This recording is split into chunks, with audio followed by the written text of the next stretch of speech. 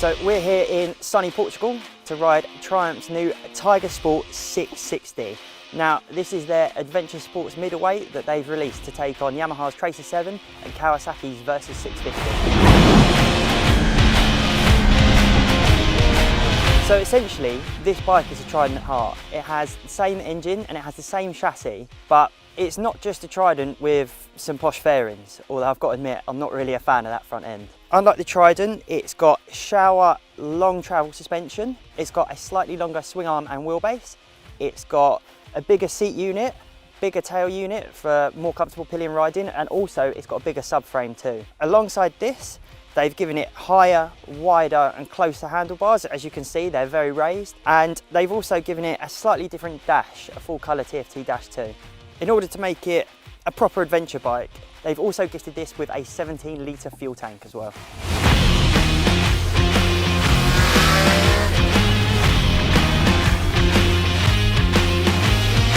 When you put all this together, not only is it the only triple in the segment, it's also the most powerful, and at £8,450, although it's a fair bit of money, you do get quite a lot pound for pound. Electronically, you get 2 rider modes.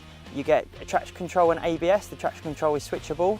You get self-cancelling indicators, you get an immobiliser, and you get a whole host of 40 plus Triumph accessories that you can throw on this bike.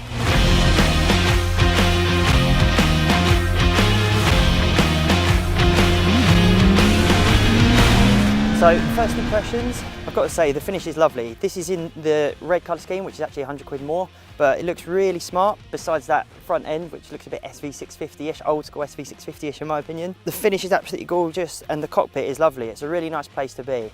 Now we've done nigh on 150 miles today, and it is super comfy. What I would say as well is I'm quite small, so I'm 5'7" with a 29-inch inside leg. And the reach to the floor is really easy, it's really accessible. Adventure bikes, they can tend to be quite intimidating for a smaller rider, but this thing is not just fairly low, but it's quite thin as well. So you get a fairly easy reach to the floor, and the bars are quite close as well. So if you're built a bit smaller, I actually think this would suit you better than some of the other options on the market. We started off today with some town and dual carriageway work, and from the get-go, it's a really easy to use, impressive bike. At slow speed, it's really agile.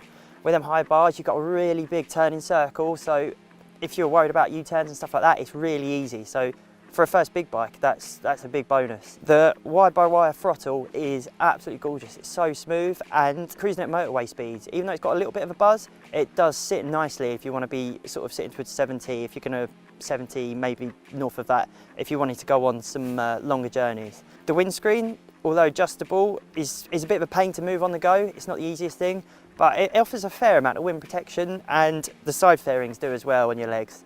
After that, we took it into some of the nicest roads that I've sampled in a long time, and I've got to say the Tiger Sport 660 was really impressive. It's got sport in its name, and it is fairly sporty. Even though it's got the long travel suspension and the longer wheelbase and it's heavier, it hasn't lost that Trident's nimbleness. It really does. Well, we were riding very spirited, and it handled everything we could chuck it in more. The Nissan brakes are ample enough. Obviously, it's never going to perform as well as a regular sports bike or a naked bike or even the Trident that it's based upon.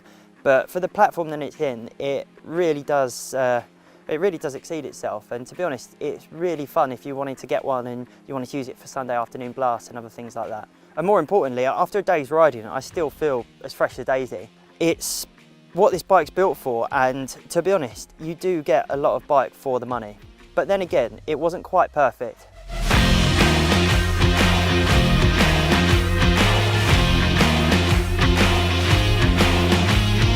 So the first thing I found on this was the gearbox wasn't quite as smooth as some of the other bikes on the market.